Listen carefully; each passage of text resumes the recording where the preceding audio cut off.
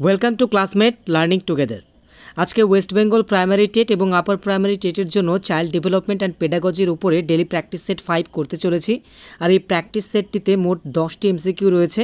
আর এই 10টি এমসিকিউ তোমাদের এই ডাব্লিউবি প্রাইমারি টেট এবং আপার প্রাইমারি টেটের জন্য খুবই গুরুত্বপূর্ণ এবং এর সাথে সাথে আগত বা আগামী যে সিটেট হতে চলেছে তার জন্য কিন্তু এই কোয়েশ্চেন্সগুলো বেশ ইম্পর্টেন্ট।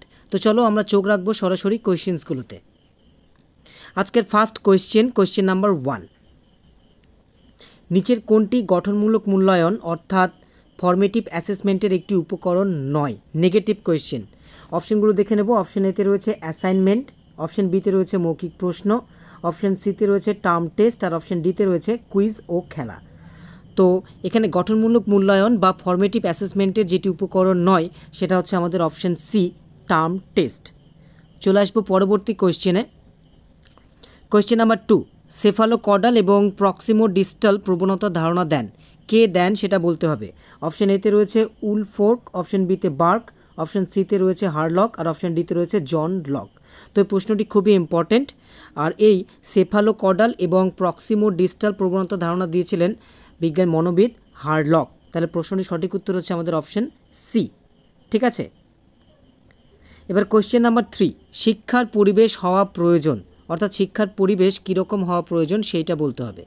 অপশন এতে রয়েছে একনায়কতন্ত্র, একেবারে মোটেই নয়। অপশন বিতে রয়েছে সমাজ অনুমোদিত, হতে পারে। অপশন সিতে রয়েছে সমাজতান্ত্রিক, হতে পারে। আর অপশন ডিতে রয়েছে গণতান্ত্রিক। তো এখানে বি, সি, ডি এই তিনটির মধ্যে কিন্তু মোস্ট অ্যাপ্রোপ্রিয়েট আমাদের ডি নাম্বার অপশনটাই লাগছে, কারণ গণতান্ত্রিক। গণতান্ত্রিক বলতে কি, যে এখানে শিক্ষার কথা বলা হয়েছে অর্থাৎ ক্লাসরুমের কথা বলা হচ্ছে গণতান্ত্রিক। তো ক্লাসরুমে যেখানে শিক্ষক এবং ছাত্রছাত্রীরা সকলেই ইন্টারাকশন করতে পারবে সেই রকমের একটা শিক্ষার পরিবেশ কিন্তু আমাদেরকে হতে হবে। তাতে কিন্তু শিক্ষণ এবং শিখন, বিশেষ করে শিখনটা খুব ভালোভাবে হয় এবং শিক্ষণের যে উদ্দেশ্য সেটা অবশ্যই উদ্দেশ্য প্রণোদিত বা বাস্তবায়িত হয়। ঠিক আছে, তো সেই দিক থেকে আমাদের তাহলে প্রশ্নের সঠিক উত্তর হচ্ছে অপশন ডি, গণতান্ত্রিক। তাহলে শিক্ষার পরিবেশ হওয়া প্রয়োজন গণতান্ত্রিক। এবার কোয়েশ্চেন নাম্বার 4, মনোবৈজ্ঞানিক নীতি শিক্ষণ ক্ষেত্রে প্রথম প্রয়োগ করেন। খুবই ইম্পর্টেন্ট একটা প্রশ্ন। অপশনগুলো দেখে নেব। ডিউই, ফ্রয়েবল, পেস্তালাৎসি নাকি রুসো? তো প্রশ্নের সঠিক উত্তর হচ্ছে আমাদের অপশন সি, পেস্তালাৎসি। ঠিক আছে, মনোবৈজ্ঞানিক নীতি শিক্ষণ ক্ষেত্রে প্রথম প্রয়োগ করেছিলেন পেস্তালাৎসি। এবার কোয়েশ্চেন নাম্বার 5, মনোবিদ্যা আচরণ সম্বন্ধীয় বিজ্ঞান কথাটি প্রথম কে ব্যবহার করেন? এটাও একটা ইম্পর্টেন্ট কোয়েশ্চেন। তো এই কথাটা ইউজ করেছিলেন আমাদের চূড়ান্ত আচরণবাদী যাকে বলা হয় অর্থাৎ মনোবিদ ওয়াটসন। ঠিক আছে, তিনি কিন্তু মনোবিজ্ঞানকে বা সাইকোলজিকে আচরণ সম্বন্ধীয় বিজ্ঞান বলেছিলেন। ঠিক আছে, তাহলে প্রশ্নের সঠিক উত্তর হচ্ছে আমাদের অপশন ডি। এবার কোয়েশ্চেন নাম্বার 6, নিম্নলিখিত কোনটি মনোযোগের বস্তুগত নির্ধারক? স্থায়িত্ব, প্রবৃত্তি, প্রক্ষোভ, সেন্টিমেন্ট। ঠিক আছে, তো এখানে বস্তুগত যেটা নির্ধারক হবে সেটা হচ্ছে আমাদের অপশন এ, স্থায়িত্ব। ঠিক আছে, এবার কোয়েশ্চেন নাম্বার 7, শিক্ষার প্রধান লক্ষ্য হওয়া উচিত।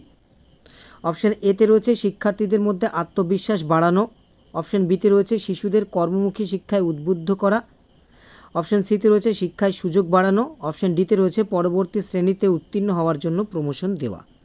তো এখানে বলা হচ্ছে প্রশ্নতে শিক্ষার প্রধান লক্ষ্য। অ্যাকচুয়ালি এখানে অপশনে থাকা যে অপশনগুলো রয়েছে সবগুলোই কিন্তু শিক্ষার লক্ষ্য, তবে এখানে বলা হচ্ছে প্রধান লক্ষ্য হওয়া উচিত। কোনটা প্রধান লক্ষ্য হওয়া উচিত? তো এই অপশনগুলোর মধ্য থেকে কিন্তু আমাদের প্রধান লক্ষ্য হওয়া উচিত হচ্ছে অপশন বি, শিশুদের কর্মমুখী শিক্ষায় উদ্বুদ্ধ করা। ঠিক আছে, অর্থাৎ একজন শিশু বা একজন শিক্ষার্থী যে শিক্ষাটা অর্জন করেছে সেটা যেন অবশ্যই বাস্তবায়নের সে এগিয়ে আসে বা বাস্তবায়ন করতে পারে, সেই জন্যই সেটাই হচ্ছে আমাদের শিক্ষার প্রধান লক্ষ্য হওয়া উচিত। ঠিক আছে, অর্থাৎ শিশুরা শিক্ষা শিখে যেন সেই শিক্ষার মাধ্যমে যেন কর্মমুখী শিক্ষায় উদ্বুদ্ধ হয়, সেটাই হচ্ছে শিক্ষার প্রধান লক্ষ্য। চলে আসবো পরবর্তী কোয়েশ্চেনে। কোয়েশ্চেন নাম্বার 8, শিক্ষণের মূল একক কি? জ্ঞান গঠন, শরীর গঠন, ধারণা গঠন নাকি প্রকৃতি গঠন? তো সঠিক উত্তর হচ্ছে আমাদের অপশন সি, ধারণা গঠন। এবার কোয়েশ্চেন নাম্বার 9, ব্যক্তি বৈষম্য উৎপন্নের জন্য নিম্নলিখিত কোনটি দায়ী? ব্যক্তি বৈষম্য, পরিবেশ ও বংশগতি, পরিবেশ ও অভ্যাসের ধরন, বংশগতি ও অনুরাগ, নাকি অপশন ডি বংশগতি ও জনসংখ্যা। তো ব্যক্তি বৈষম্য উৎপন্নের জন্য যেটি দায়ী সেটা হচ্ছে আমাদের পরিবেশ ও বংশগতি। তাহলে প্রশ্নটির সঠিক উত্তর হচ্ছে আমাদের অপশন এ। ঠিক আছে, চলে আসবো আজকের শেষ কোয়েশ্চেনে। কোয়েশ্চেন নাম্বার 10, নিম্নলিখিত কোন বিষয়টি সাংস্কৃতিক ও নান্দনিক কাজের সঙ্গে যুক্ত? মাটির কাজ, মডেল তৈরির কাজ, গৃহসজ্জা, নাকি চামড়ার কাজ? তো আমরা অপশনগুলো দেখে খুব সহজে বুঝতে পারছি যে এখানে অপশন সি গৃহসজ্জা এই বিষয়টি সাংস্কৃতিক এবং নান্দনিক কাজের সঙ্গে যুক্ত। ঠিক আছে, তো এর সাথে সাথে আমাদের এই ভিডিওটি শেষ হলো। তো ভিডিওটি ভালো লাগলে অবশ্যই তোমরা লাইক করো, কমেন্ট করো, শেয়ার করো, আর এরকমই ভিডিও পাওয়ার জন্য তোমরা অবশ্যই চ্যানেলটিকে সাবস্ক্রাইব করো। And thanks for watching this video.